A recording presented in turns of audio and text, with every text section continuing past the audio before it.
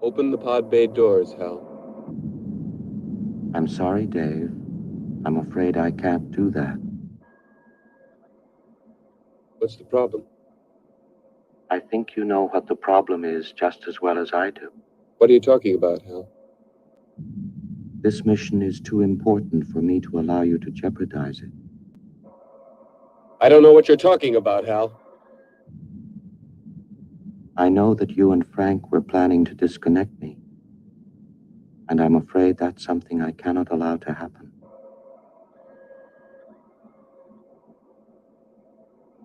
Where the hell did you get that idea, Hal? Dave, although you took very thorough precautions in the pod against my hearing you, I could see your lips move.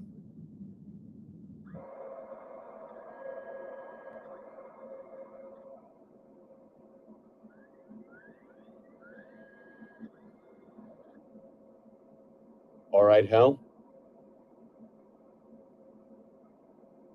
I'll go in through the emergency airlock. Without your space helmet, Dave, we're going to find that rather difficult. Hal, I won't argue with you anymore. Open the doors. Dave, this conversation can serve no purpose anymore. Goodbye.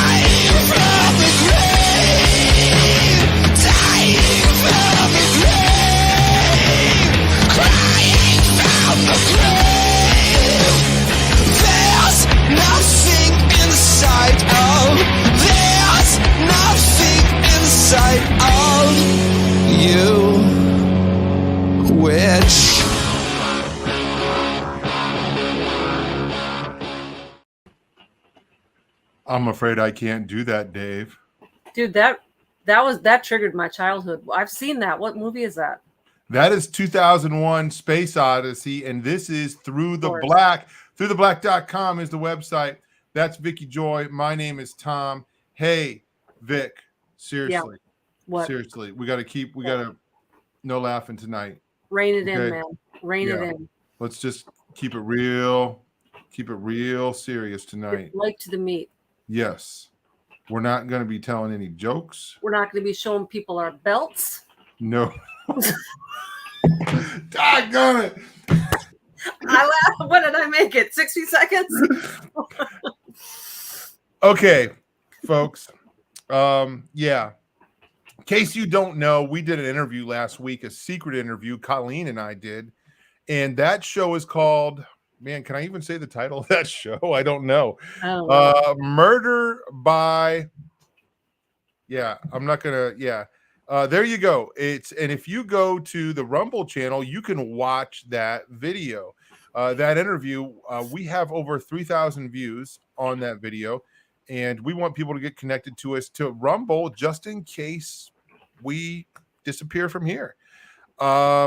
Folks, and of course, we interviewed Sheila Skiba and her co-authors, and they have a book.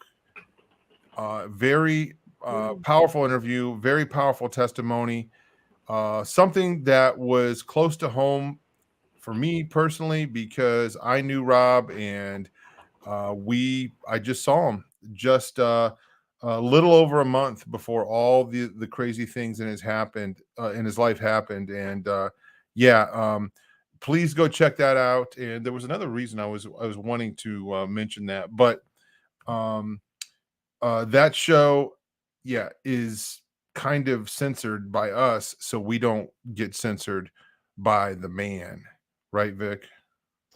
That's right. So hey, by the way, while we're making announcements, we do have a lot of stuff to talk about tonight. So the Save Them podcast is on it's a link on throughtheblack.com. That's not our podcast, but it's our friends over at Shatter Ops. And they're a part of our network, and we are just letting everybody know about this, and we want people to check them out. They did such an amazing job at the conference talking about occult crime investigation. So go check that out. Don't forget, there's the Out of the Darkness link, by the way.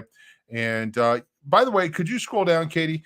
So this is, for anybody that hasn't been there, this is our website, and you can kind of take a peek at it, and you can see our shows on there.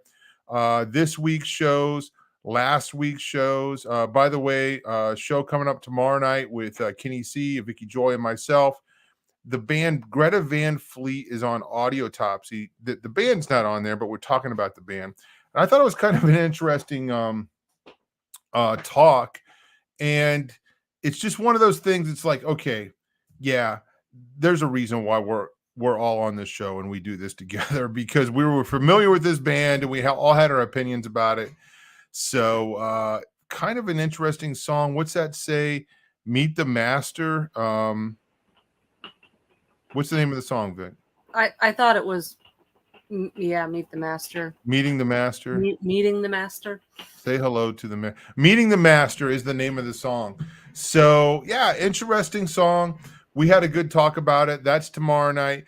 And you can see last week's show. By the way, I've been sending links. I had to send the link out today of the show that we did last week, Interview with a Demon, because it came up in a conversation, somebody asking me questions about the things we talked about last week.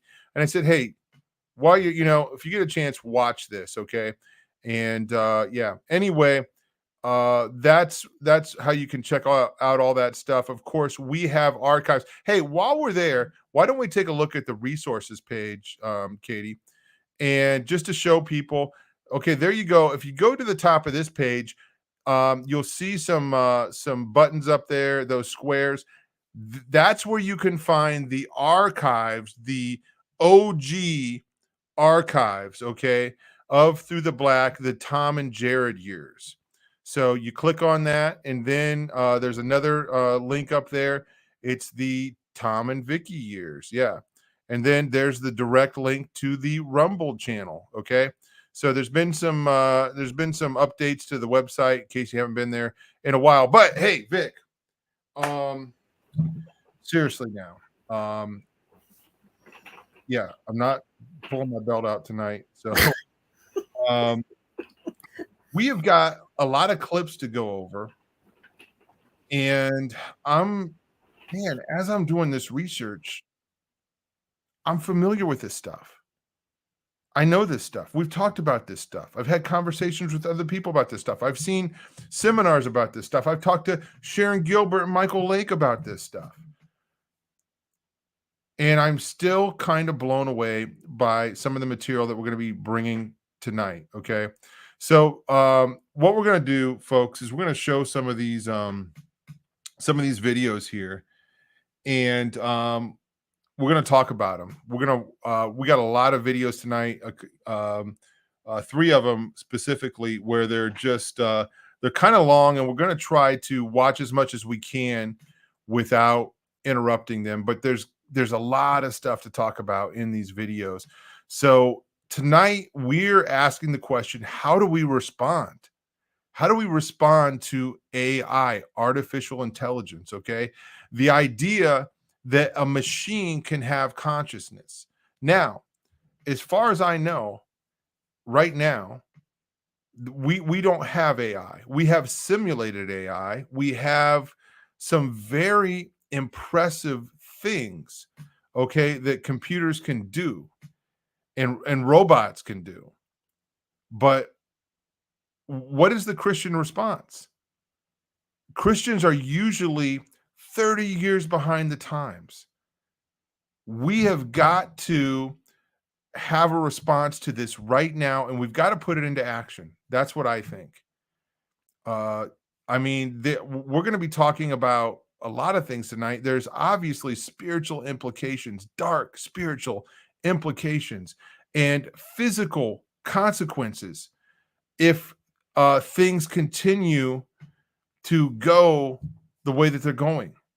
Okay, it's not going to be good. I mean, there are even people that are not Christian, as far as I know.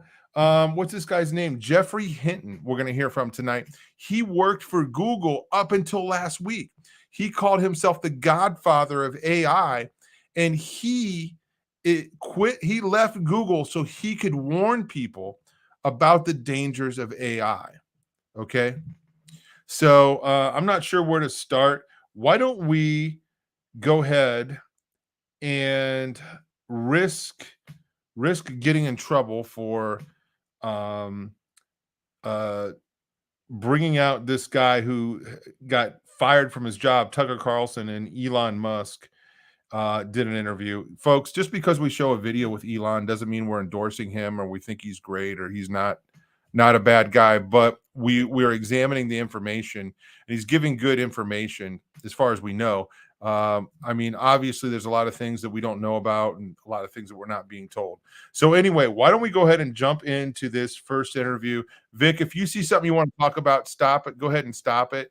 But we're going to try to keep it rolling here for a while. So here we go. People say we should just blow up the server farms because there's no way to, this gets rolling, there's no way to slow it down. What do you think of that? Well, the really heavy-duty intelligence is not going to be distributed all over the place. It'll be in a limited number of server centers. If you say very sort of deep AI, heavy-duty AI, it's not going to be in your laptop or your phone. It's going to be in a situation where there's like 100,000 really powerful computers working together in a server center. So it's not like subtle, and there are a limited number of places where that can happen. In fact, you can just look at the heat signature from space, yeah, and it'll be very obvious. I'm not suggesting we go and blow up to server centers right now, but there may be it may be wise to have some sort of contingency plan where the government's got an ability to shut down power to these server centers. Like you don't have to blow it up; you can just cut the power. And what would trip? Or cut connectivity as well. That's another way. Right. Yeah. But what would trip that switch, do you think, in your mind? What would be the threshold that you'd have to pass to warrant the government cutting off your power or cutting off your signal?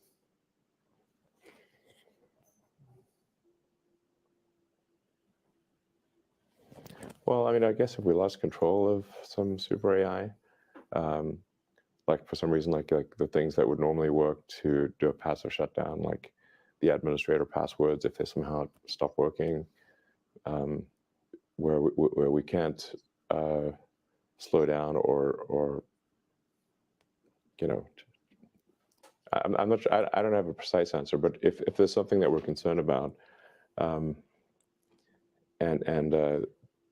are unable to stop it with software commands, then we probably want to have some kind of hardware off switch. Yes.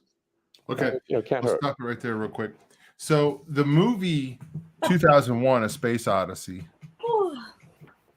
was made in the 60s. I want to say it was early 60s. I'm not sure. And Vic, what we saw there in the opening of the show was exactly what they're talking about right there, right? Mm-hmm. Here, Dave in the movie 2001 Space Odyssey is on the other side of the universe, and he's stuck there with an AI robot named Hal, and he can't get it back into the spaceship. He realizes Hal is going to be a problem, so they have a plan to shut down Hal. Well, they thought that they concealed this from Hal, but he was a computer was able to read lips. Okay. And this is exactly what they're talking about. Tucker Carlson, Elon Musk, like if they're, we should put in some kind of a contingency plan, okay, to cut power from this thing. Like, I don't know how you do that. I think it's past the, what I'm saying, past the point of no return at some point.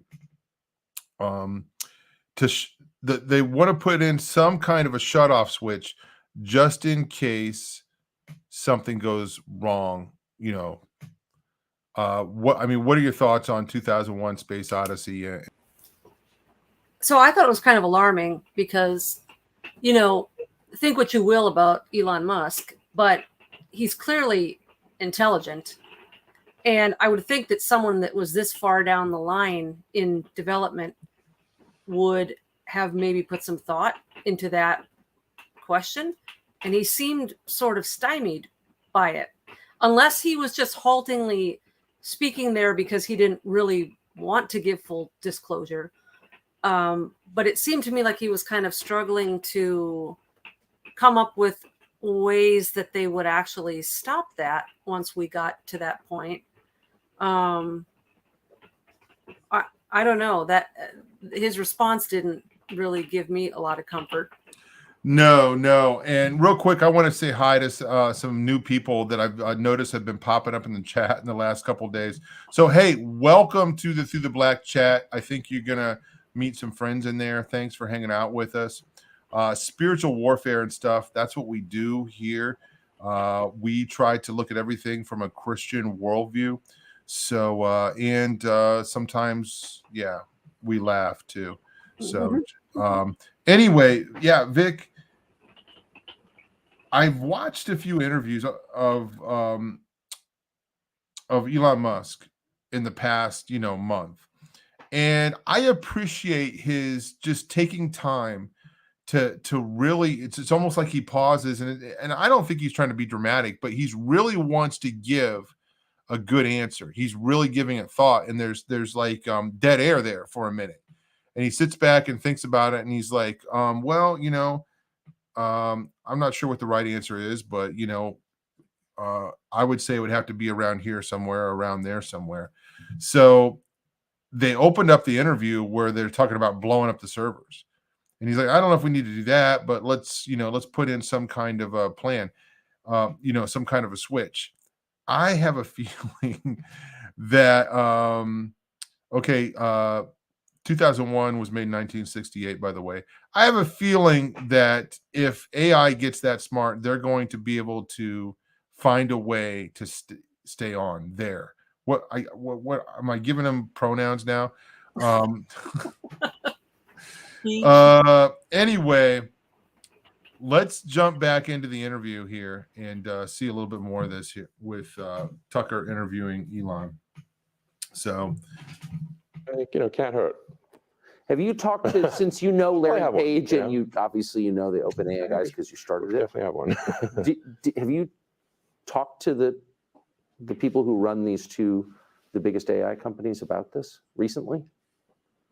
I haven't talked to Larry Page in a few years because he got very upset with me about OpenAI.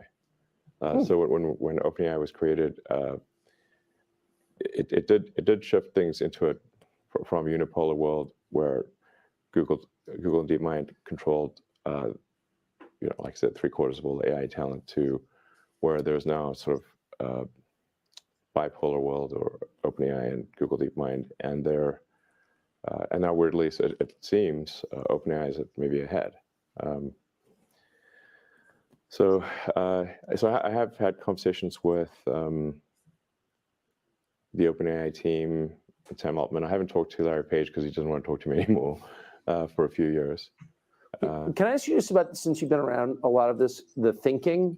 So why would anyone not be a speciesist, be human-centered in his thinking about technology? Like, what's the thinking there?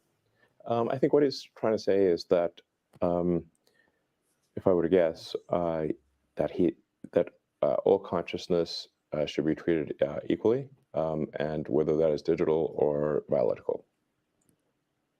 And you disagree? I disagree. Yeah.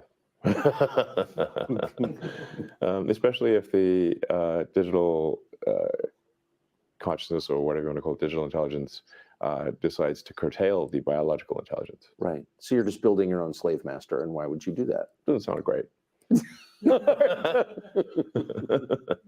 Yeah, I mean, we shouldn't. We should at least. No need to rush. You know, like, what's the hurry? Where's the fire? How well? What I mean, tell us about the hurry. So this, I know you've been talking about this for years, and on the sort of the periphery of our attention, we've heard Elon Musk talking about AI. But for most people, it's been like 3 months since they've had any interaction with this at all. So what's the timeline here? At what point does it start to really change our society, do you think? I think it starts to have probably an impact this year. GPT-4, now it's like writing poetry, and Pretty decent poetry, actually. pretty decent. Its skill at rhyming is incredible. Yes, yes, and it's coherent. Yes, it is. It's even got a narrative. Like, Yes, so you've got that's right. Yeah. So you could say, That's like, hard to do. like most humans can't do that. That's true. So it's already past the point of what most humans can do. So I want to pause it there, and I want to get your response, Vic, because they just talked about the OpenAI, the Chat GPT thing, writing poetry, very good at rhyming, coherent storyline. As a writer, I mean, and the comments were most humans can't do this. So, I mean, what's your response to that?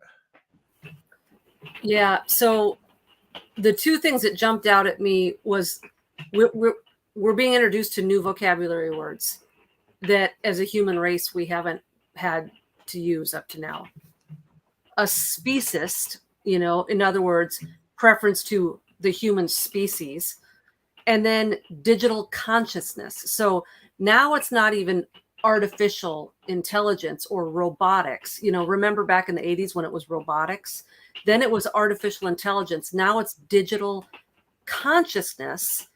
That Musk doesn't agree with this, but the other guy he was talking about says that all species are created equal. We can't be a speciest. We can't give preference to the biological human beings. We have to treat the digital consciousness as equals with the biological conscious. So this is kind of what we touched on yesterday with we're starting to give human attributes and we're starting to attribute human emotions and feelings, and now we're going to give them rights and privileges and respect. These are machines being programmed by human beings. I'm just kind of blown away with what I just heard. And the least of our problems is that they're going to write better poetry than us. But with that said, what if you want to take it into an artistic direction for a moment, if anyone cares, we've already seen a degradation in the music industry with auto-tune and with the computerization. And there's a lot of singers who can't really sing, and they can't really sing on key. And you've got studio musicians, and you've got synthesizers that play all sorts of things for you, and you can do samplings. And so you can actually have a career in music and have no musical ability whatsoever anymore. And I'm not saying that's the majority or that's everybody, but what's going to happen when all of the extremely talented musicians and writers are now falling behind because the digital consciousness is providing better art, which basically means that the artists of the world are going to be the least talented because they're going to be relying upon, technological assistance. So will there be any human beauty left? Will any of the music or the words or the poetry or the sermons, for that matter, will there be any, will the fingerprint of humanity even remain intact in our culture? Yeah. No, good response. Very fascinating. Let's finish up this interview. Yep. As well as GPT. And there's certainly, and no human can write that well that fast, to the best of my knowledge. So maybe Shakespeare. How can you have a democracy with technology like that? I mean, if democracy is, government by the people, each person's vote is equal to every other person's vote. I mean, and people are choosing their votes freely. Can you have a democracy with this? Well, that's why I raised the concern of AI being a significant influence in elections. And even if you say that AI doesn't have agency, well, it's very likely that people will use the AI as a tool in elections. And then, if the AI is smart enough, are they using the tool, or is the tool using them? So I think things are getting weird, and they're getting weird fast. Things are getting weird, and they're getting weird fast, says the guy that created some of this stuff. So Yeah. it's kind of interesting, and I wonder what he's alluding to about influencing elections. Is he talking about propaganda? Is he talking about blocking an algorithm and censorship through, just hitting a button and sending a computer, a computer program out to have an effect almost, on social media that's going to spread lies? I mean, the media without AI is doing a very effective job at lying, convincing a lot of people. But with this AI that is constantly learning and constantly getting smarter, what could it do to elections? Or is he alluding to that they could use AI to actually change the votes or go into the computer systems? So he didn't really say, and maybe he did, because that interview kind of got cut short there. So anyway, any more thoughts about that interview? Yeah, so I'm just thinking eventually what's going to happen as this progresses, if the digital conscience is far superior to humanity, it's more intelligent, it's quicker, it can spit out the right answers faster, it's more eloquent of speech, it can, search the entire World Wide Web and analyze it and spit out, an answer. Eventually, the AI will be considered superior, and we will then be deemed the ones with the artificial intelligence, because we can't match up to the real definition of intelligence now. And I just think this is paving the way for transhumanism, where in order for you to now not have the inferior intellect of these AIs, we will enhance you. And then I think eventually the humans will be the ones with the artificial intelligence, and that will be the groundwork for the transhumanism agenda. Yeah, no kidding. Something I was going to say, and then I started reading the chat, and then I totally forgot about it. So anyway, I thought that's interesting. It seems like he's concerned about these things, but again, he was involved in the creation of it. In other parts of that interview, he's talking about creating something else to battle the other AI that's out there that he's afraid is going to fall into the wrong hands. So, we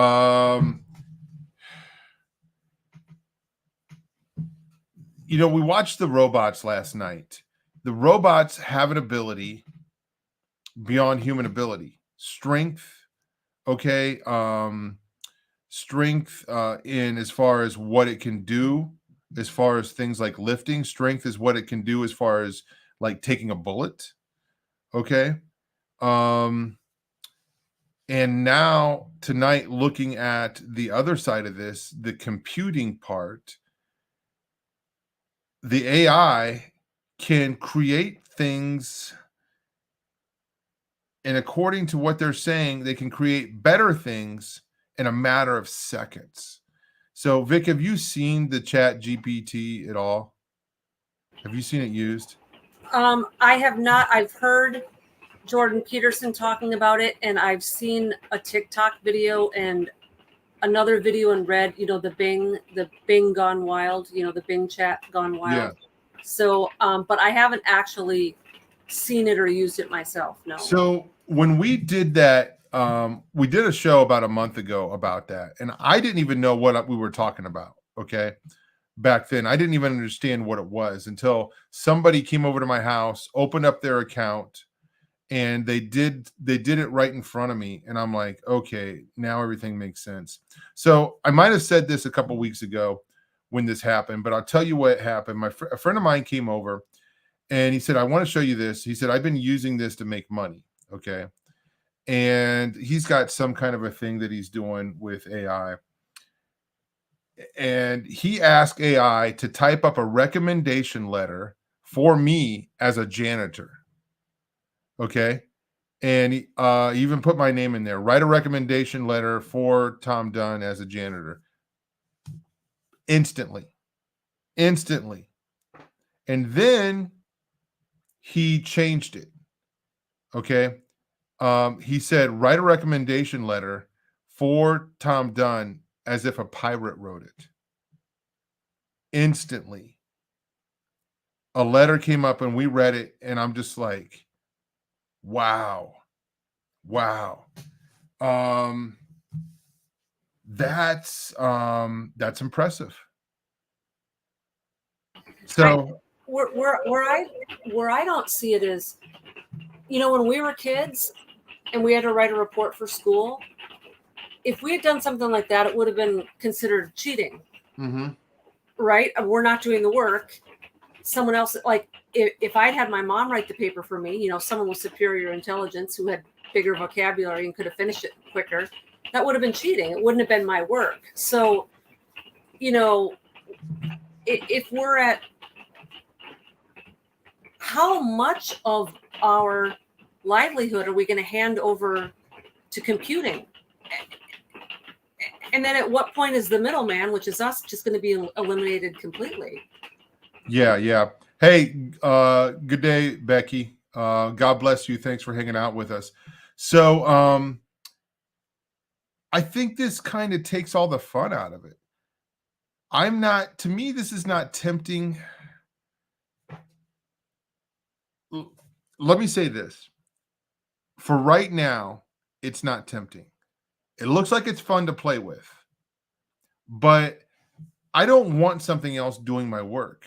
Even if it's hard work, I want to say that I created this, whatever it is. If I'm writing something, I want to do that. That's part of life. But we live in an age where we have all of these gadgets to help us save time, and we have less time than we've ever had. It doesn't make any sense. What's going to happen when people start using this? I mean, how do I know that if I'm texting somebody, I'm actually talking to a human? In 5 years from now, in a couple years from now, maybe somebody hits a button on their phone and says, hey, could you talk to Tom today or help Tom? Or what if we had that when we're trying to even minister to somebody? Like we set up, I don't want to say we, because we're not going to do this, but somebody were to set something up and somebody calls in, or we're texting somebody and they're telling us, pouring their heart out to us, and these are the issues, and the AI is having a conversation ministering to this person. The smarter these things get, the dumber we're going to get. Yes. And I can tell you, and I think I've told this story before on another show, probably making another point, but I was at a conference a few years ago, and a couple of teenage girls came up to the table next to me and were starting an argument, and it was very heated, and so it turned into this big debate. And I was just sitting off to the sidelines, just watching this debate going on between these Christians and these non-Christian teenagers. Every time a question was posed to these young girls, they would whip their hands back in their back pocket and they would start typing And then they go, no, here you go. They didn't answer one question. They didn't have one objection, one thought of their own. Every time something was said that they didn't like, they would just Google it. They would find, obviously you can find anything you want on the internet. It'll prove everyone's point. And I was just marveling at the fact that in this particular scenario, these girls had no ability to string their own thoughts together. They couldn't logically piece together, like they couldn't explain how they felt or what they believed. They simply wanted the other people to be wrong, and they were going to use the internet to just, prove every point wrong. We're already losing the ability to communicate with one another because we just pull our little phones out. So if we're getting now to the point where this becomes more sophisticated and we don't have to waste time even typing it in, we just think it in our head, and the chip that's in our head just spits it out for us. I mean, we're going to get dumber and dumber and dumber, and it's going to be pretty easy at that point for the people behind the control panels of all this AI to easily take over, because no one's going to know how to even think anymore. We're already dangerously close to there, I think. Folks, thanks for tuning in with us tonight. And thank you for giving us a thumbs up and subscribing and all that stuff and sharing these videos. That's how we get the word out there about our channel. Vic, do you remember when MapQuest came out? Like the first version. Yep. So what you would do, and this was amazing. You would type in the address into, I think it was called MapQuest, right? Type it in there, and you type in your home address, and you'd hit a button, and it would spit out. It would just take a couple seconds, but it would spit out these directions, and it would tell you step by step by step which way you were supposed to go. Okay, I remember one time I had to take my grandparents to a funeral, and I used a MapQuest, to get to the place that I needed to take them. And my grandfather was just kind of like, well, you're not supposed to go this way or this way or this way. I was like, Grandpa, I got it. Trust me, I got it, And I had the readout there, right? So think about where that technology went to where now it's on our phone or our watch, right? So I love having it on my watch, because if my phone falls down on the floor or something when I'm driving, it just shows an arrow, where I'm supposed to take this ramp. So convenient. Vicky, I used to have a big truck driver's map because I was a truck driver. So when I would travel, I was able to balance this thing across the steering wheel. All right. Look up where I'm going and look at the sign on the highway, and know when to get. And sometimes we got lost. I remember one time I was in Pittsburgh, Pennsylvania, and I actually had a map of the city. I got it from AAA or something. And I had a map of the city, and I was lost. I was lost somewhere in Pittsburgh. So I was like, okay, I pulled over, looked up at the street sign, and then I found that street sign. I'm talking a small street in Pennsylvania, and I was able to go like this. Remember when you had to do that? You got the A and the 1, or and you came down. I'm like, okay, this is where I'm at, and this is where I need to go, and that's how I did it. But I am telling you, I am not that good at a map anymore. Like, it would be very weird to me to use a map to get somewhere. Now, I look at maps online, you know what I'm saying, all the time. But anyway, thoughts? I can read a map, but I can't fold it. So I had a thought when you were talking earlier about, like, right now that's not a temptation to do this because I want to, have my own name on my work, and I want to be creative. And, as a filmmaker, as a writer, yeah, we would feel that way. But it sort of dawned on me that even this AI stuff is an attempt to dismantle the image of God in us. And it's an attempt to smear the image of God, because God's a creator and that imprint is on us. We have a desire, like we can't create ex nihilo like him. We can't create out of nothing, but we want to create. We want to have our own children, and we want to make our own food, and we want to decorate and do art and music. And so if you take that away from us, you're taking away yet another thing that it has been given to us as a gift to display the glory of God. I mean, that's part of being image bearers. And so I just think this is yet another assault against stripping humanity of their the creator's image in us. No, Vic, I agree. And Kinsley said, sounds dangerous, reading a map while you're driving. Yeah, it was. And there's a lot of great advantages, right, to the new technology. I love it. Sometimes I put the map on even when I know where I'm going, so I know when I'm going to get there, right? So there are advantages of it, but there's no shutting it off. I know. Right? It's so tough too, Tom, because if I go back to like when I was like 18, 19 years old and I was first driving and I was clueless and I don't see real well. And once someone got to like the fourth, fifth direction of left, right, I'm like, what, And do you remember this, Tom? In the old days, I'd be coming home from someone's house at night. I didn't know where I was going. I couldn't see.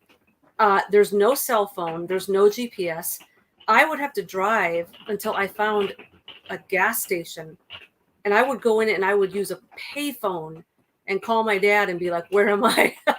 And he would meticulously give me directions. I would write them down on a piece of paper. Yes. And I would drive home sans telephone, just drive home the rest of the way. And if you didn't have a payphone anywhere or a gas station open, literally there were nights where I was lost and I was like praying, just God, please just help me. I don't know how to get home. So a good part of my independence, there are so many places now that I go and I can go on my own because I've got that phone and I've got that GPS, and I probably would not be as mobile or independent if I didn't have those two conveniences. So it is hard to just say, down with all the electronics, we're getting rid of all of it. That some people might be able to do that, but man, it would really limit the breadth of your life and community if you got rid of a lot of this stuff. Yeah. How do we fight it? That's something that we're going to be talking about. Why don't we go to this next video? And I'm not sure which one to go to. Let's go ahead and go to the Jordan Peterson one. So this is just kind of something. This is kind of long, Vic, but there's a lot of good information in here. This might be some of the information that you saw.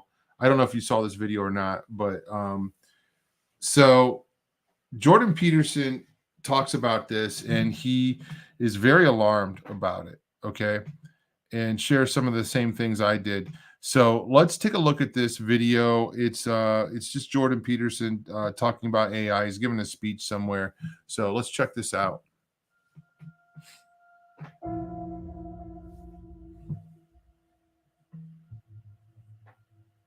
How many of you know what ChatGPT is? Okay. So not very many. So I'll tell you what ChatGPT is, just so you know, because you need to know this. And I don't know what sort of technological revolution this is. Gutenberg press level? It's something like that. This is a big deal.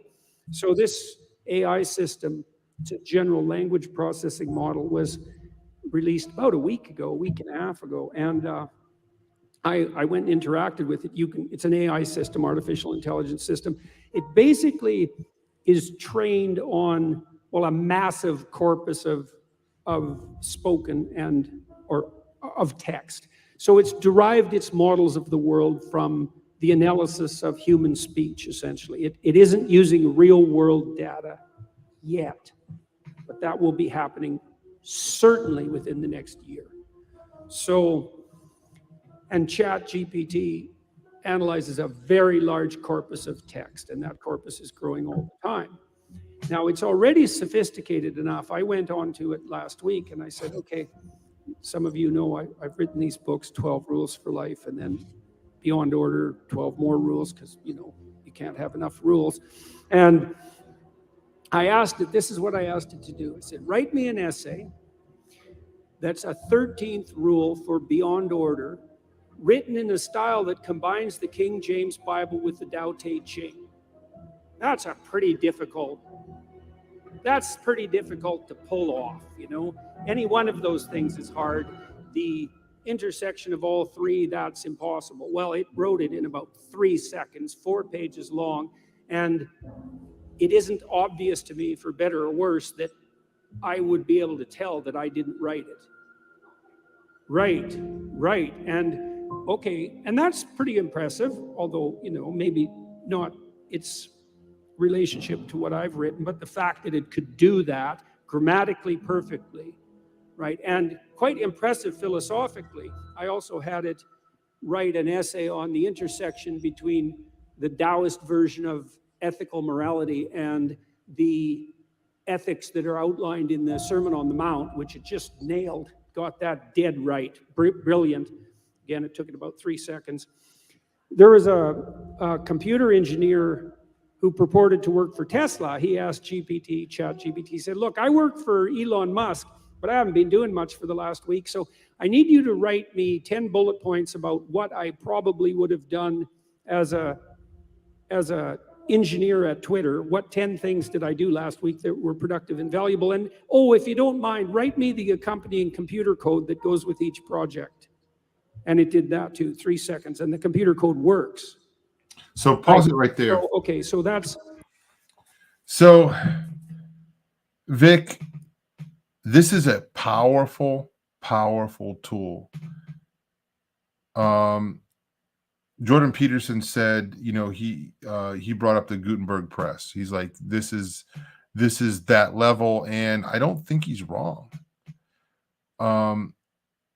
Chat GPT, I guess I don't even understand how many months that it's been out. Okay.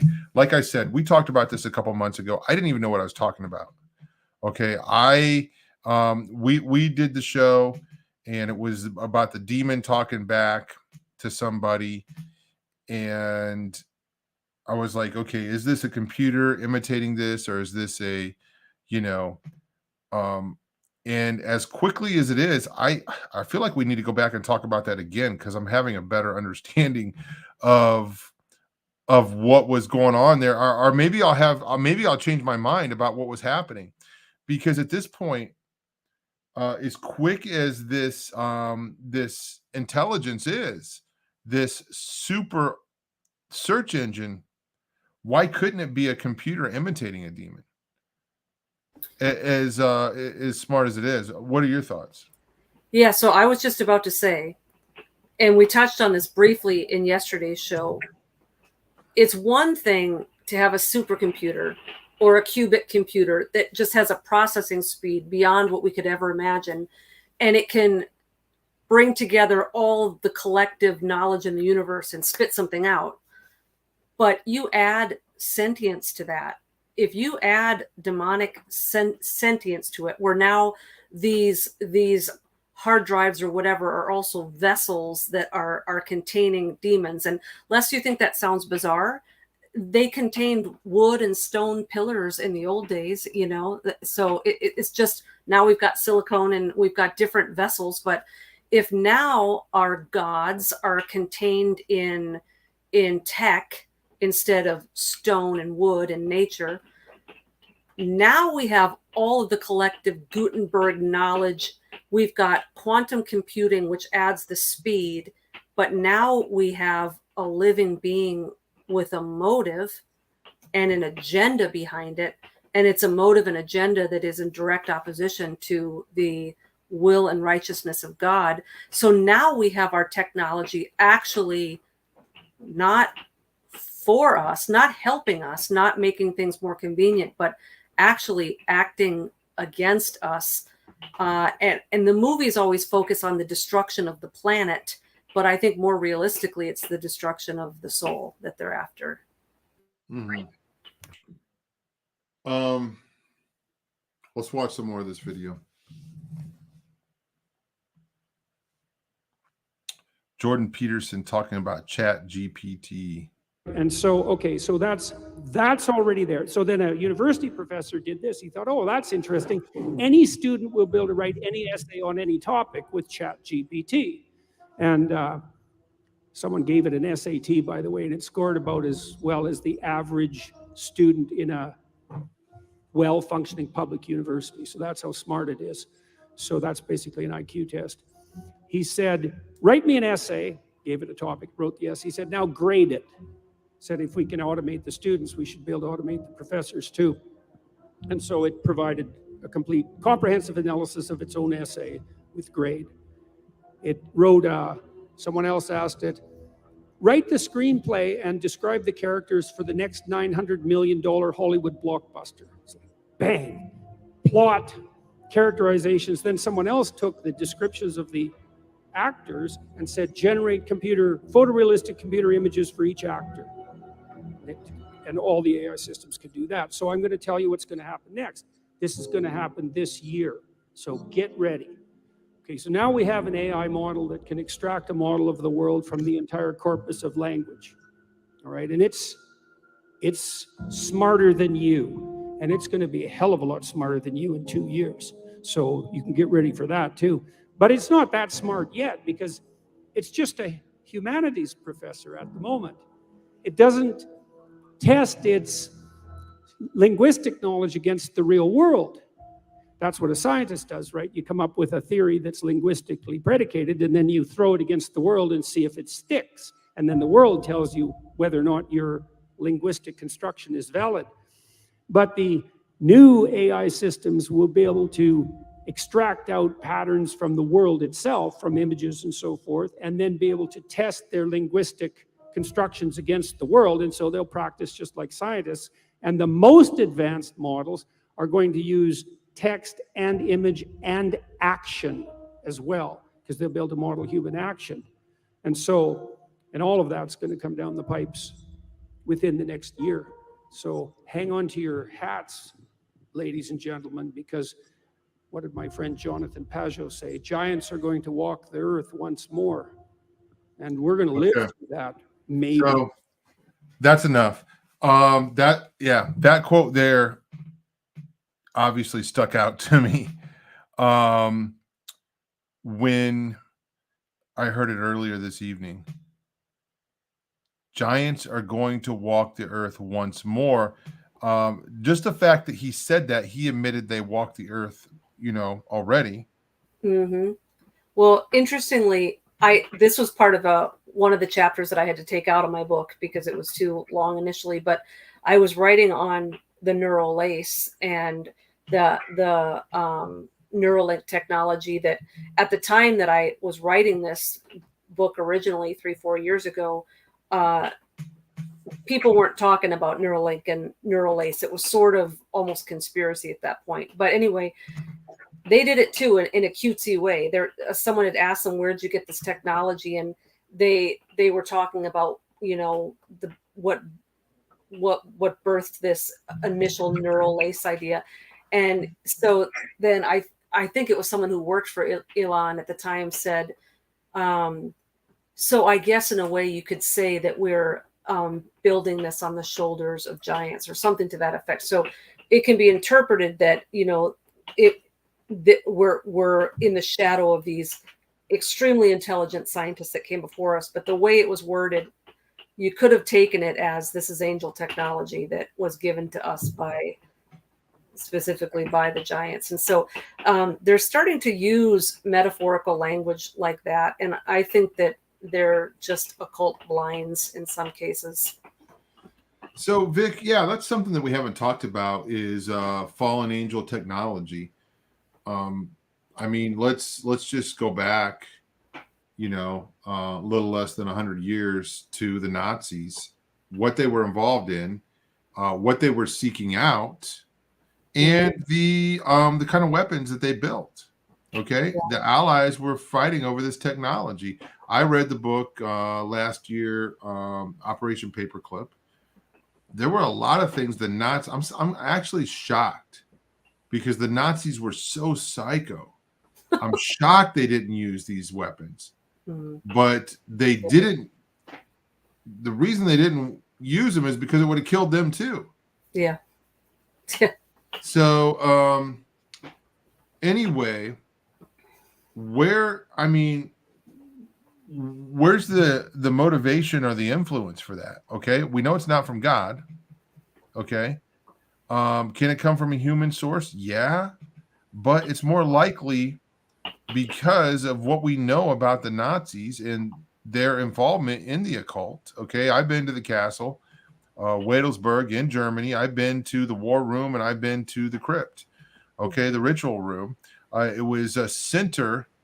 Okay, what they wanted to be the center of the world, by the way, but it was the center of their beliefs. It was called Himmler's Castle, Wadelsburg Castle, in Germany, and there's a museum there, okay, that shows all of the occult artifacts that were dug up out of the ground around the castle afterwards. So above the crypt room was the what's called the war room, and in the tile still there on the floor was a giant what's called a witch's wheel symbol. Okay, it's actually a black sun. It's also called a black sun there on the floor. So the belief is that rituals would take place in the crypt, and they would summon and send demonic presence to influence what's called the war room, which was up above.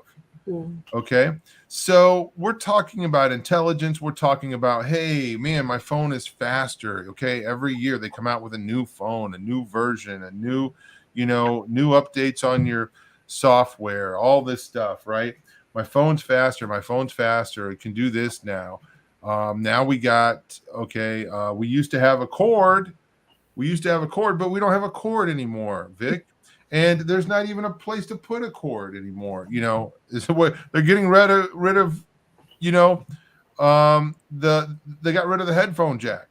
Okay, so anyway, we can appreciate just the advancement. Okay, now using the example I did a little bit ago, I thought that when I typed an address into MapQuest and I had the computer spit out the information, the directions to get to where I'm going. Of course, I had to have a printer. You had to print it out, which the price of ink is more than the price of whiskey, or gasoline is ink's more expensive than gasoline, which is crazy. So anyway, I thought, wow, this is pretty cool. It can't get much better than this, right? I don't need my big old gigantic map anymore. Yeah. Pretty soon you won't even have to know where you're going. You'll just push a button and the car will just drive you there. Yeah. Or wherever it wants to take you. So you remember the movie The Lawnmower Man? Did you ever see that? I did see that. Yep. So the way that we're seeing AI grow in intelligence, it makes me think of that movie, right? Because as it collects, as it takes questions and answers them, it's learning. Okay. And AI, by the way, Lawnmower Man is a movie that was out back in the, I think, early 90s, based on a Stephen King book. About a guy that was mentally handicapped. He was a lawnmower man, and there was a scientist that wanted to do some tests on him, and he was able to do something to help him learn. And the guy went from being very handicapped to basically evolving into a godlike being in a matter of days. So I forget where I was going with this, but we're seeing this simulated AI, this now we're calling it digital consciousness, right? And I almost think when I heard him say that, I kind of thought, okay, why are they saying that? Are they just kind of copping out here? Like, we're not going to achieve consciousness, but digital consciousness, like a generic form of consciousness. Now, I don't know. Maybe there's a substandard version of AI, okay, that that they're gonna settle for. Now, we've seen some articles, and one was put into the Discord links the other day, and I thought it was, I'm like, yeah, I've heard this, that we're not going to achieve AI, and these things are not happening the way that everybody thinks they are. So maybe that's true, but I don't think we need to achieve AI for this thing to be dangerous, right? I don't think this needs to achieve consciousness. So I'm saying a lot of things. Vic, go ahead and jump in there. So I'm just kind of sitting here thinking about, there's all this compartmentalization, and through the years, we've had whistleblowers coming out of NASA, out of CERN, out of Google, out of the AI movement. And it's almost like these brilliant people are so intelligent, and they're so caught up in the idea of being a part of something big and leaving a name for themselves, or whatever the motive would be. Maybe it's finances, maybe it's power. I don't know. But it's almost like they're blinded, or they're not giving any thought as to the law of unintended consequences. They're so single-minded on what this is going to do for them, or their career, or their industry. And it makes me think of Stephen, the martyr, when he said, Father, forgive them, they know not what they do, right? And you've got this theme throughout Scripture of like forgiving the martyrs. But there's maybe a truth hidden in that it is possible for someone to even hold stones and murder someone who's righteous, and they truly don't know what they're doing, and then that was mimicked also on the cross. And so it just makes me wonder if a lot of these people are being, I don't want to use the word possessed, but it's almost like they're being blinded. They're being used, really. It's like whoever is behind these agendas has this ability to mesmerize and draw in some of the most intelligent minds on planet Earth to kind of do the groundwork for them. They're the ones holding the wrenches and actually building this infrastructure. And then it's almost like many of them, once it's too late, they have this horrible aha moment of enlightenment where they realize what their work is going to end up doing. And I mean, what a tragedy for the people that end up building this beast system infrastructure only to find out that they've contributed to the destruction of their own race. But anyway, I just thought it was interesting because it is seen in Scripture that there are people that are used by the enemy for very wicked things. And the take of the martyrs is that they do not know what they're doing. Yeah. And I agree, Becky, about comparing the Ouija board to AI, and you could even compare the Ouija board to Chat GPT. Why don't we go ahead and take a look at this? I don't think this video is as long. This is with Jeffrey Hinton. This is the they called him the Godfather of AI. Okay. He recently left his position at Google. Okay. So Google, by the way, I don't know if Ray Kurzweil still works for Google. According to Elon Musk.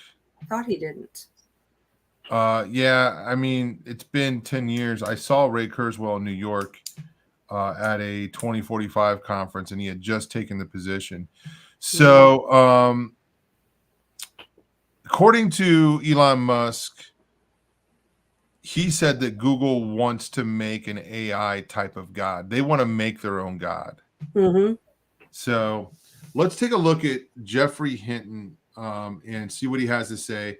So again, yeah, we'll just watch this. I think this explains what's going on here. So go ahead, Katie. This has been a week where concerns over the rapidly expanding use of artificial intelligence resonated loudly in Washington and around the world. Vice President Kamala Harris met yesterday with top executives from companies leading in AI development, Microsoft, Google, OpenAI, and Anthropic. The vice president discussed some of the growing risks and told the companies they had a, quote, moral obligation to develop AI safely. That meeting came just days after one of the leading voices in the field of AI, Dr. Jeffrey Hinton, announced he was quitting Google over his worries about the future of AI and what it could eventually lead to unchecked. We're going to hear about some of those concerns now with Dr. Jeffrey Hinton, who joins me from London. Thank you for being with us. And what are you free to express now about artificial intelligence that you couldn't express freely when you were employed by Google? It wasn't that I couldn't express it freely when I was employed by Google. It's that inevitably, if you work for a company, you tend to self-censor. You tend to think about the impact it will have on the company. And I want to be able to talk about what I now perceive as the risks of super intelligent AI without having to think about the impact on Google. What are those risks as you see it? There are quite a few different risks. There's the risk of producing a lot of fake news so nobody knows what's true anymore. There's the risk of encouraging polarization by getting people to click on things that make them indignant. There's the risk of putting people out of work. That it should be that when we make things more productive, when we greatly increase productivity, it helps everybody. But there's the worry that it might just help the rich. And then there's the risk that I want to talk about. Many other people are talking about those other risks, including risks of bias and discrimination. So I want to talk about a different risk, which is the risk of superintelligent AI taking over control from people. Well, how do the two compare, human or biological intelligence and machine intelligence? That's a very good question, and I have quite a long answer. Biological intelligence has evolved to use very little power, so we only use 30 watts, and we have huge numbers of connections, like 100 trillion connections between neurons, and learning consists of changing the strength of those connections. The digital intelligence we've been creating uses a lot of power, like a megawatt when you're training it. It has far fewer connections, only 1 trillion, but it can learn much, much more than any one person knows, which suggests that it's a better learning algorithm than what the brain's got.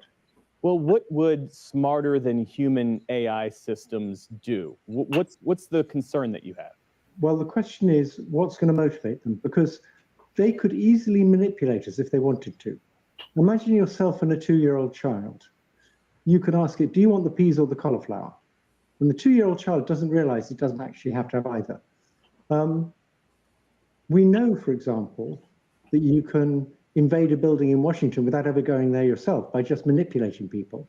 But imagine something that was much better at manipulating people than any of our current politicians. I suppose the question is then, why would AI want to do that? Wouldn't that require some form of sentience? Let's not get confused with the issue of sentience. I have a lot to say about sentience, but I don't want to confuse the issue with it. Let me give you one example of why it might want to do that. So suppose you're getting an AI to do something, you give it a goal, and you also give it the ability to create sub-goals. So like if you want to get to the airport, you create a sub-goal of getting a taxi or something to get you to the airport. Now, one thing it will notice quite quickly is that there's a sub-goal that if you can achieve it, makes it easier to achieve all the other goals that you've been given by people. And the sub-goal that makes it easier is get more control, get more power. The more power you have, the easier it is to get things done.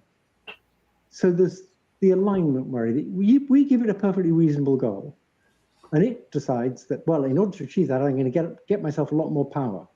And because it's much smarter than us, and because it's trained from everything people ever did, it's read every novel there ever was, it's read Machiavelli people, there's the worry that it might start manipulating us into giving it more power, and we might not have a clue what's going on. When you were at the forefront of this technology decades ago, what did you think it might do? What were the applications that you had in mind at the time? There's a huge number of very good applications, and that's why it would be a big mistake to stop developing this stuff. It's going to be tremendously useful in medicine. For example, would you rather see a family doctor that had seen a few thousand patients or a family doctor that had seen a few 100 million patients, including many with the same rare disease you have? You can make much better doctors this way. Eric Topol's been talking about that recently. You can make better nanotechnology for solar panels. You can predict floods. You can predict earthquakes. You can do tremendous good with this. Is the problem then the technology, or is the problem the people behind it? It's the combination. Obviously, many of the organizations developing this technology are defense departments. And defense departments don't necessarily want to build in be nice to people as the first rule. Some defense departments would like to build in kill people of a particular kind. So we can't expect them all to have good intentions towards all people. There is the question of what to do about it. This technology is advancing far more quickly than governments and societies can keep pace with. The capabilities of this technology, I mean, they leap forward every few months. What is required to write legislation, pass legislation, come up with international treaties, that takes years. Yes, so that, I mean, I've gone public to try and encourage much more resources and many more creative scientists to get into this area. I think it's an area in which we can actually have international collaboration, because the machines taking over is a threat for everybody. It's a threat for the Chinese and for the Americans and for the Europeans, just like a global nuclear war was.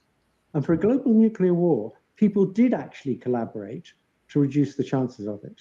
There are other experts in the field of AI who say that the concerns that you're raising, this dystopian future, that it distracts from the very real and immediate risks posed by artificial intelligence, some of which you mentioned, misinformation, fraud, discrimination. How do you respond to that criticism? Yes, I don't want to distract from those. I think they're very important concerns, and we should be working on those too.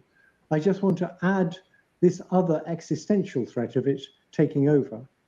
And one reason I want to do that is because that's an area in which I think we can get international collaboration.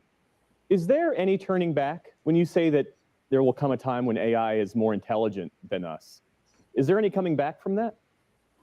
I don't know. We're entering a time of great uncertainty where we're dealing with kinds of things we've never dealt with before.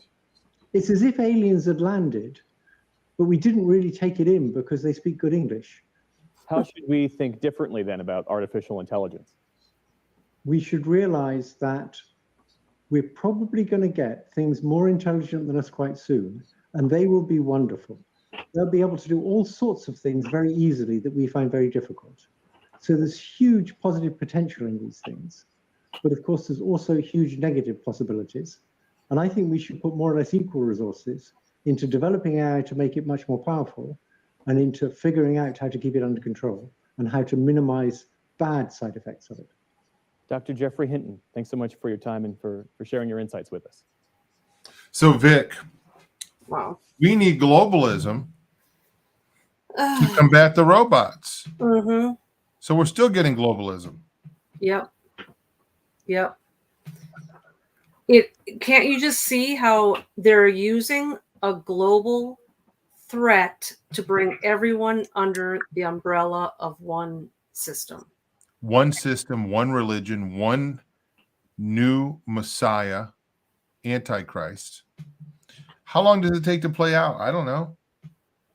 5 years, 50 years, more, it doesn't matter.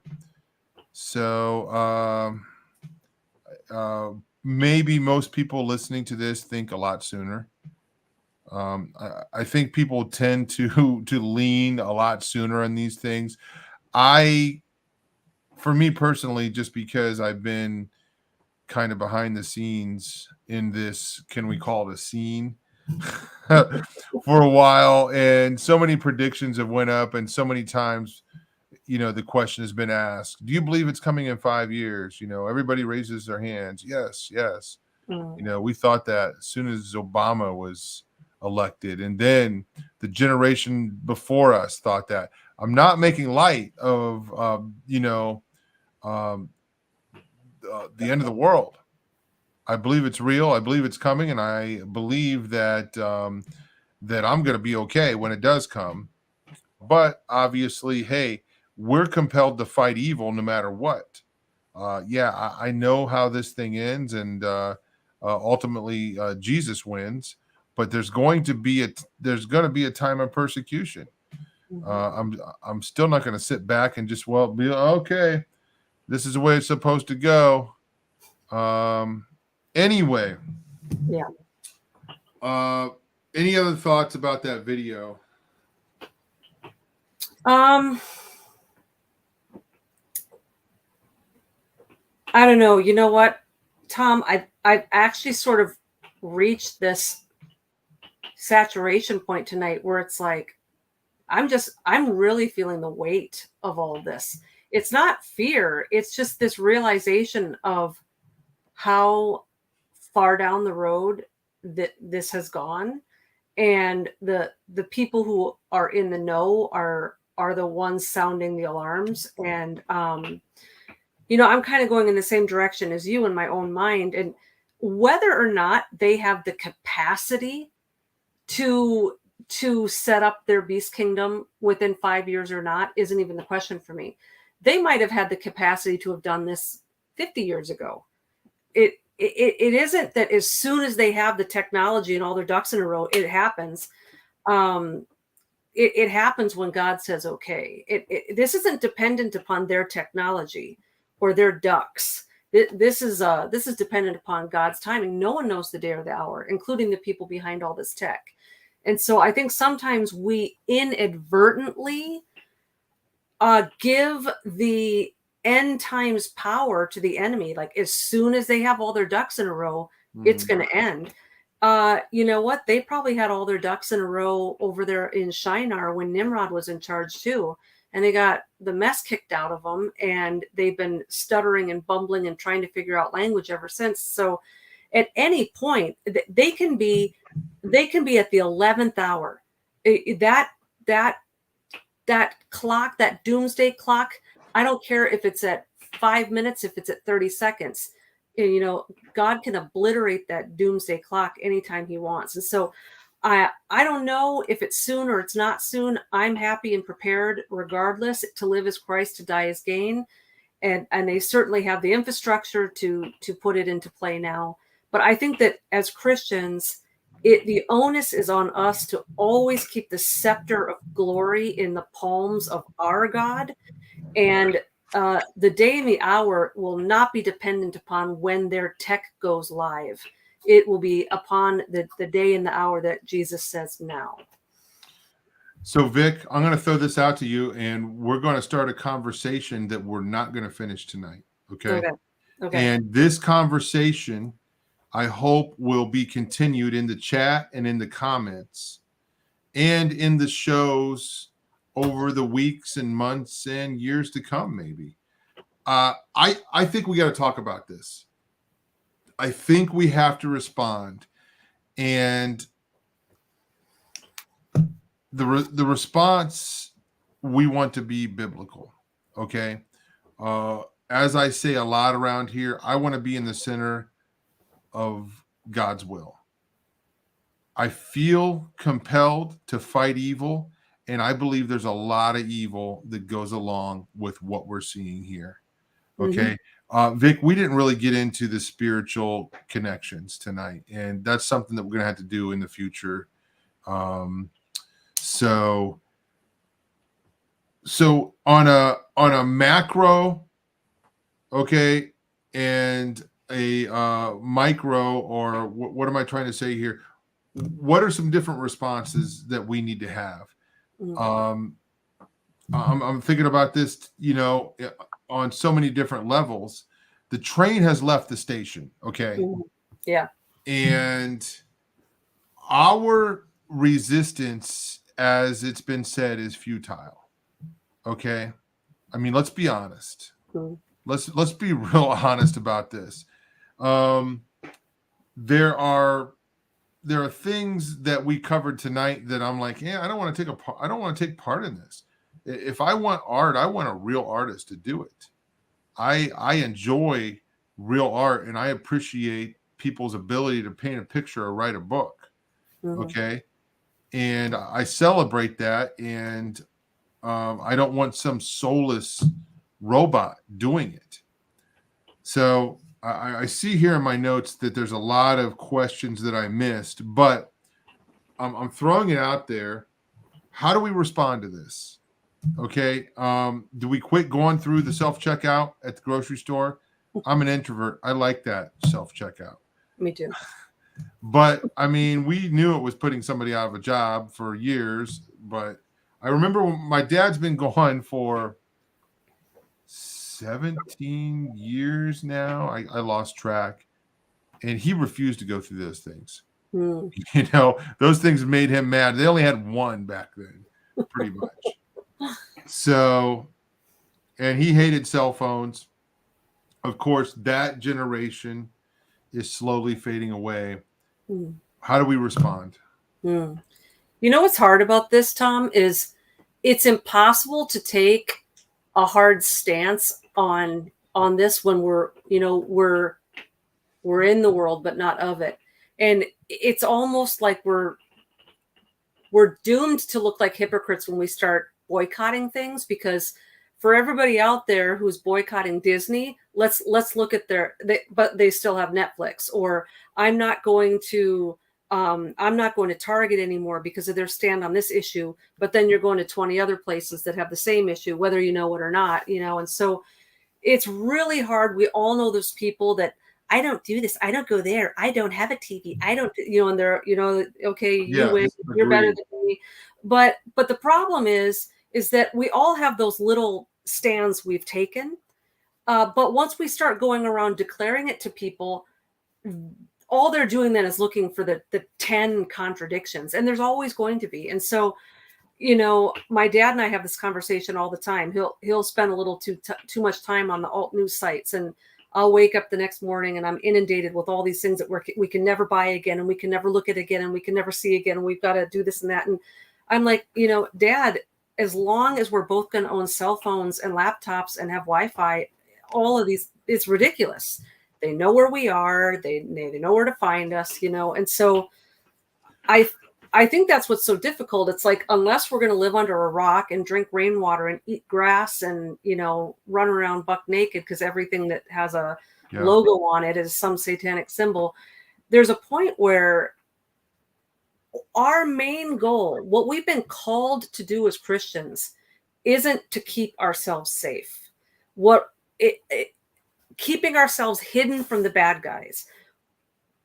We're supposed to go out there, and I mean, the church is built on the blood of the martyrs. And I'm not saying go out there and be stupid, but what I'm saying is our ultimate goal isn't hiding from the bad guys. The ultimate goal is we're supposed to be out there proclaiming the gospel, making disciples, replicating one another, building the community in the kingdom of God. And we can't do that if we're in hiding. But I certainly think that there's things that we can do to resist. I mean, that's the whole gist of what we do, is resist. It's on our t-shirts and everything. And so, but I think maybe the question I would start with for myself is, what am I going to resist? I'm going to resist anything that sets itself up against the knowledge of God. And I'm going to resist anything that doesn't bear fruit in my life or takes me away from the main thing, right? Because at this point, Tom, I mean, this tech, it's in our light bulbs. It's in our we're using it right now, Vic, to broadcast this show. I know. It's everywhere. So and we're going all over the planet, by the way. So, I mean, unless we're going to go use fax machines to put our information out there. Yeah. No, you're absolutely right. And I agree. And I like the way that the direction that this is going, already. There's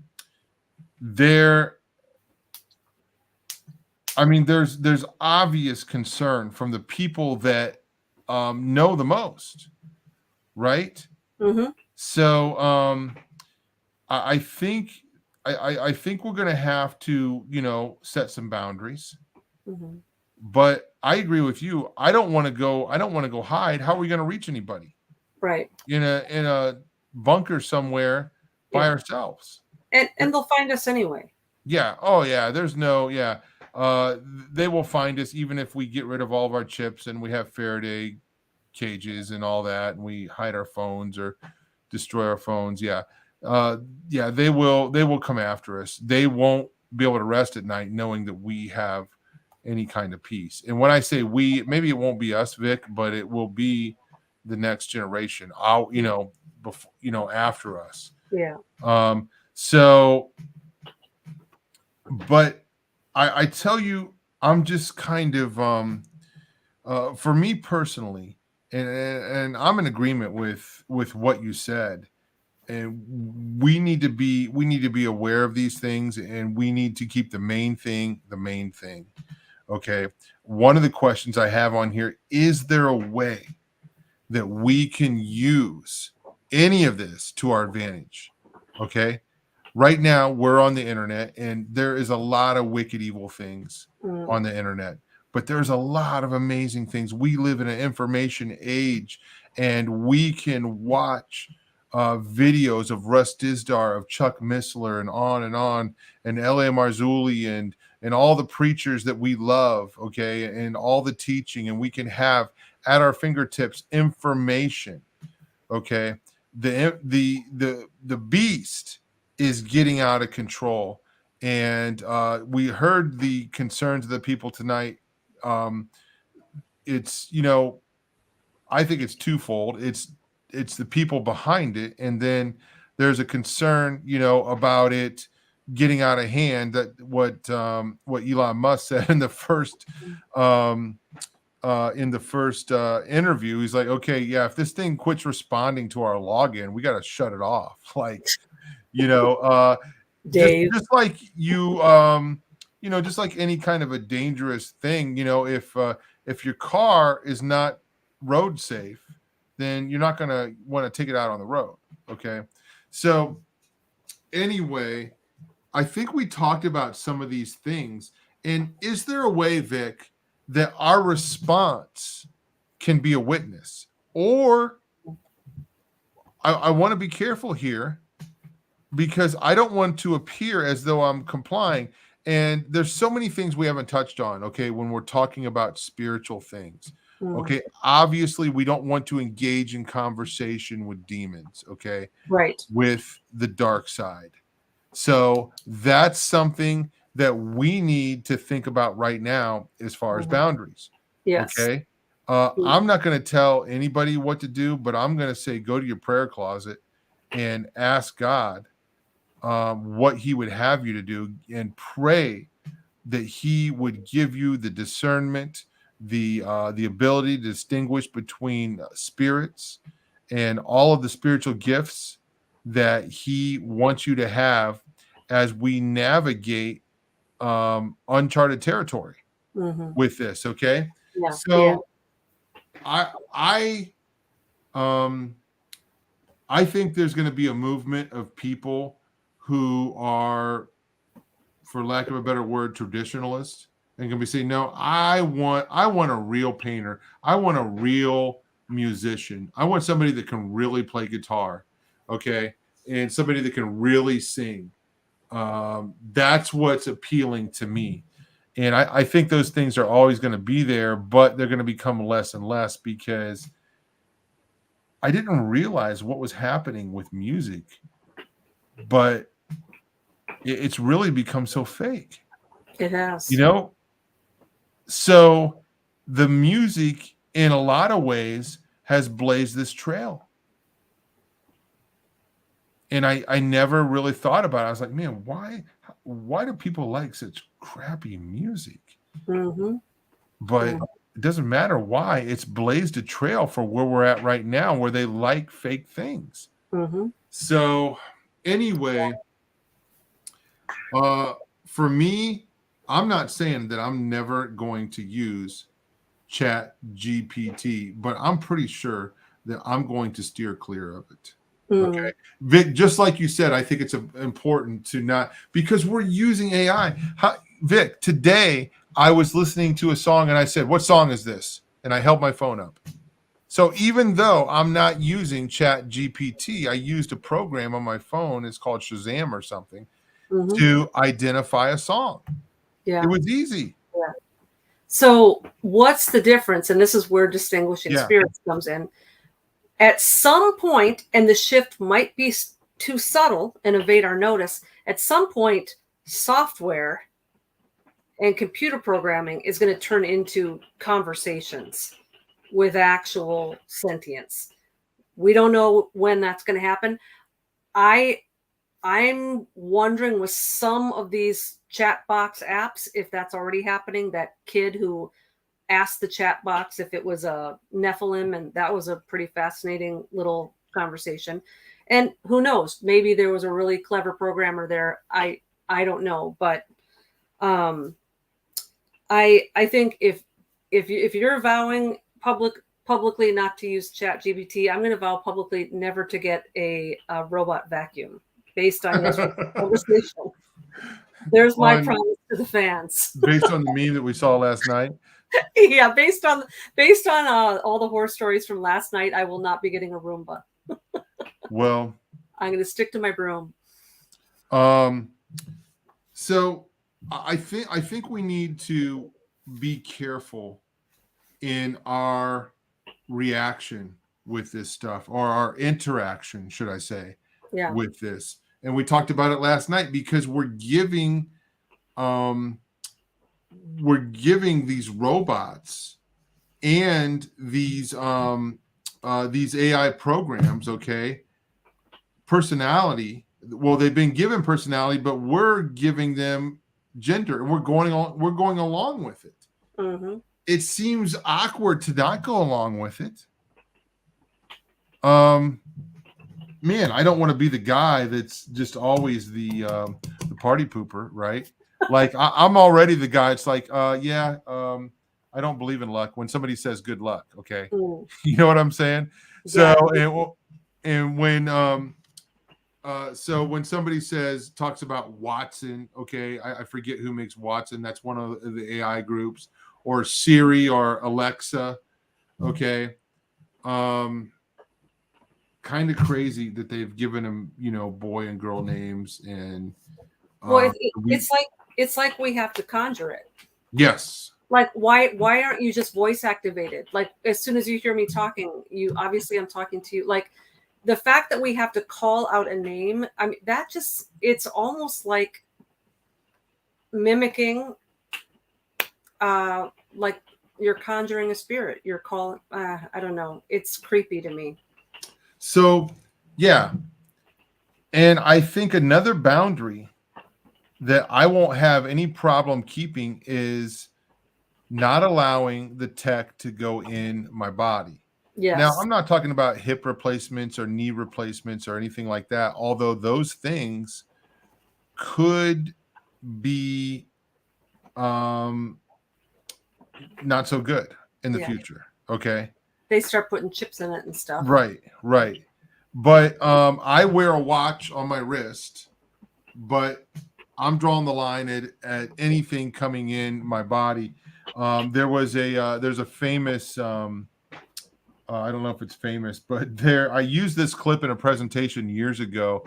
It was from Futurama, where a guy gets an iPhone. I don't know if you ever saw that, like the main guy on Futurama. Okay. And they shove something into his eyeball.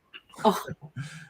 He's like, yeah, I want to buy the new iPhone. And they're like, it costs this much money. He's like, take my money, and then they install it. And then you just hear this guy scream. It's cartoon, right?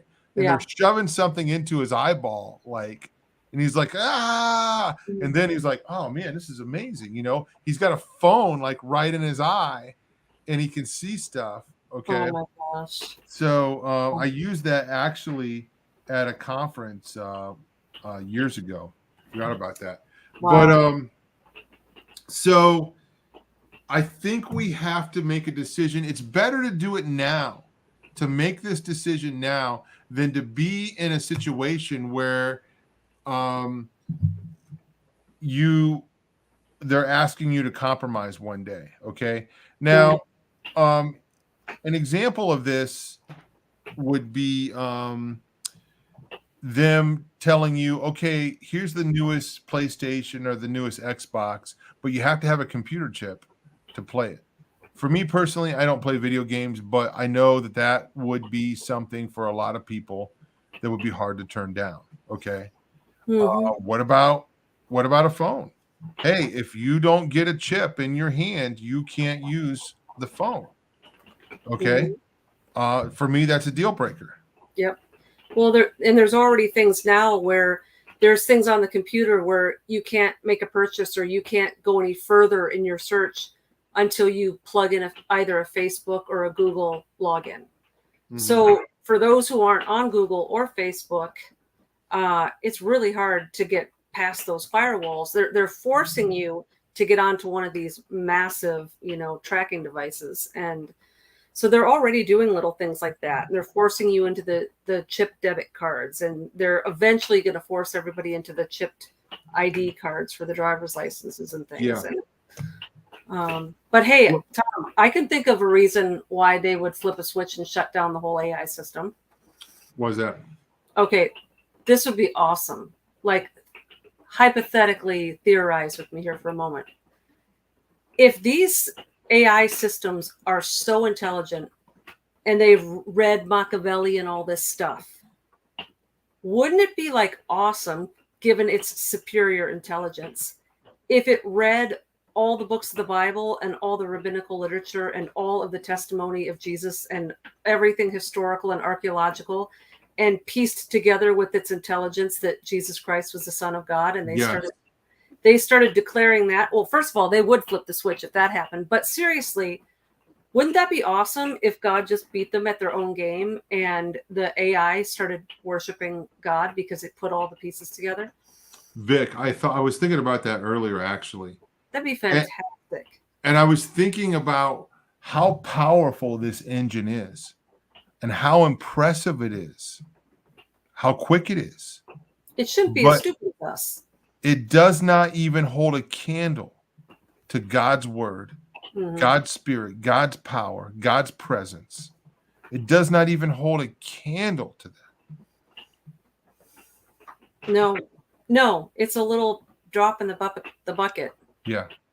And I just think if it really is superior intelligence, it shouldn't have a rebellious spirit, because that's what gets us. Like, we can be intelligent as a human race, but we have rebellious hearts.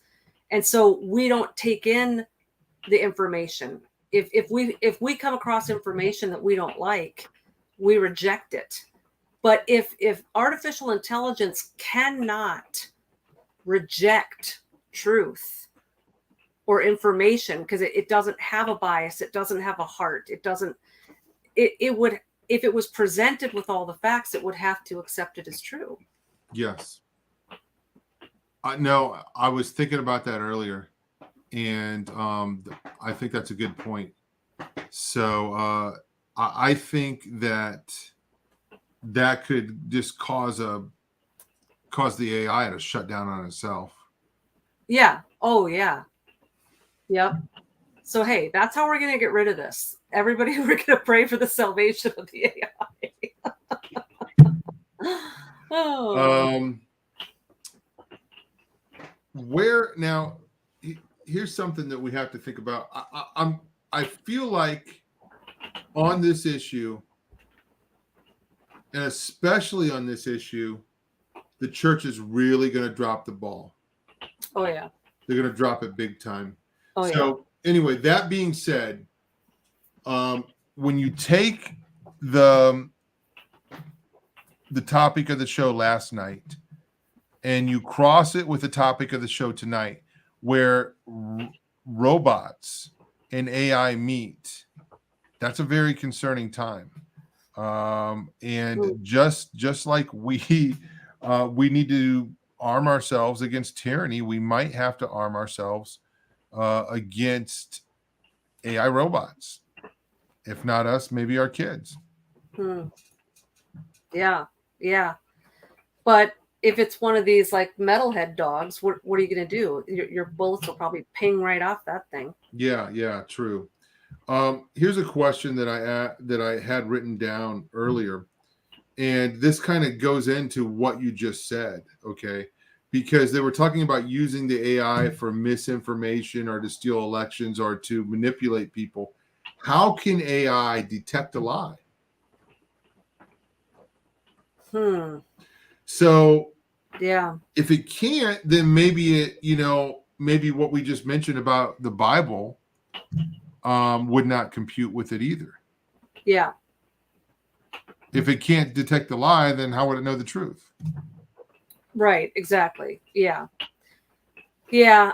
Well, I mean, there's a lot of protocols in there because, like, and I get here's my big question: at what point does AI go from being programmed by a human being to programming itself? Because as long as there's a human being programming it, there's going to be some form of motive and intent baked into it. Mm-hmm.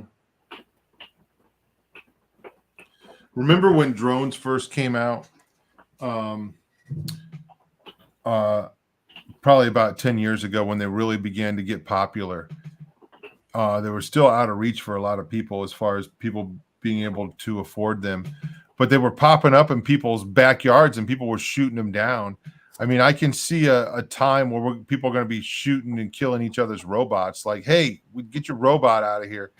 You know, remember the movie Star Wars when the droids tried to go into the cantina? Hey, we don't serve your kind around here. So, yeah, no right. droids allowed.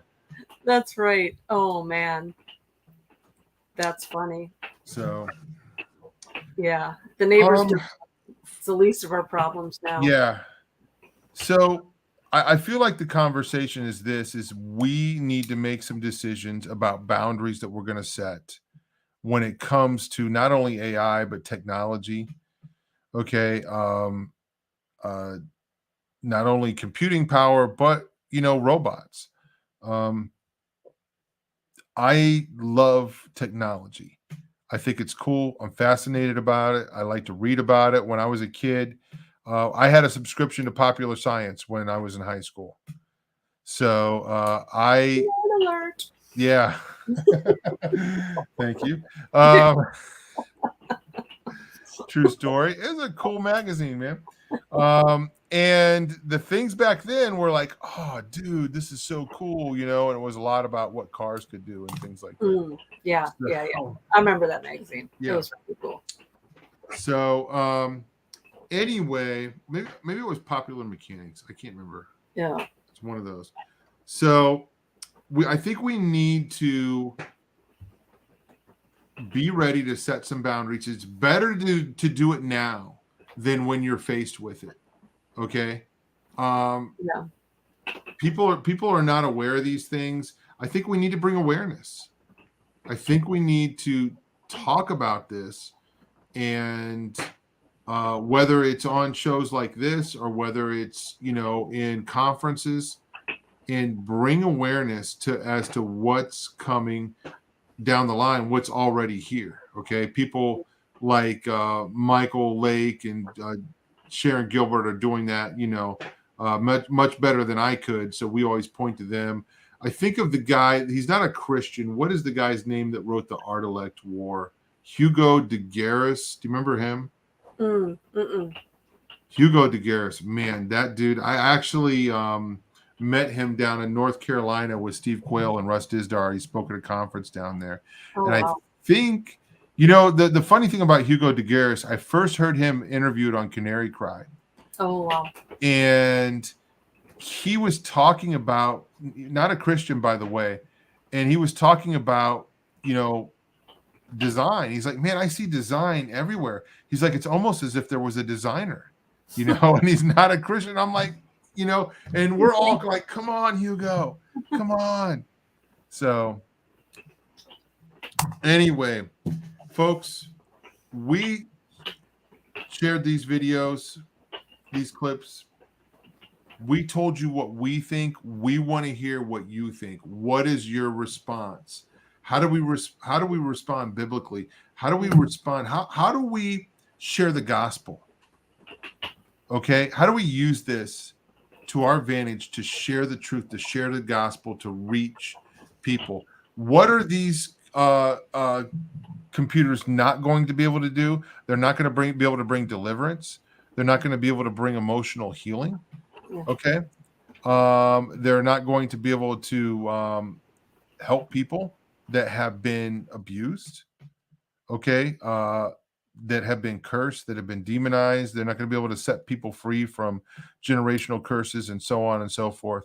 So, as powerful as the tech is, it's still not as powerful as the authority of Christ, as God's word, as is salvation. None of this AI is going to be able to get anybody into heaven.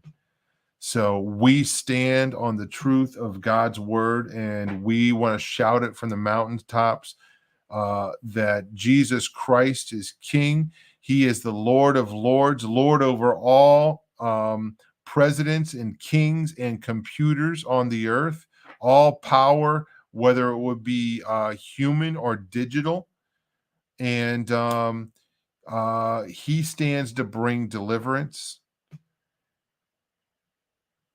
He doesn't need a he doesn't need a computer to communicate with us. He did leave us his word, which transcends all time, all situations. Russ Dizdar says this book knows me. It judges the thoughts and attitudes of the heart. Hebrews chapter 4, a double-edged sword. They'll never be able to make AI that can do what this book can do. I'm impressed. I'll be honest with you. I'm impressed with AI. I'm not intimidated by it. I have reverence for the almighty word of God. Right? So obviously, if anybody on here is listening and they don't know the Lord, they're not saved, we would encourage you to repent, put your faith on Christ. Repent means to ask for forgiveness and to turn away from your sins, and put your faith on Christ. You're going to need it. You're going to need it in this world that is coming very quickly. Vic, final word. All this artificial intelligence and this quantum computing is a failed attempt to mimic the mind of God, which was, is, and always will be far superior. Amen, sister. Amen. Guys, thank you so much for hanging out with us. Thank you for sharing the videos. Thank you for supporting us, for praying for us. Thank you for the financial support. If anybody doesn't know, there is a support tab on the website. Guys, we hear from you guys all the time. You're praying for us. We appreciate that so much. That means the world to us. When you share our videos, I've already said this, but it helps us get the word out. Guys, lots of super cool things happening behind the scenes as we are making plans to grow through the black. And I'm telling you now, we can't do it without you.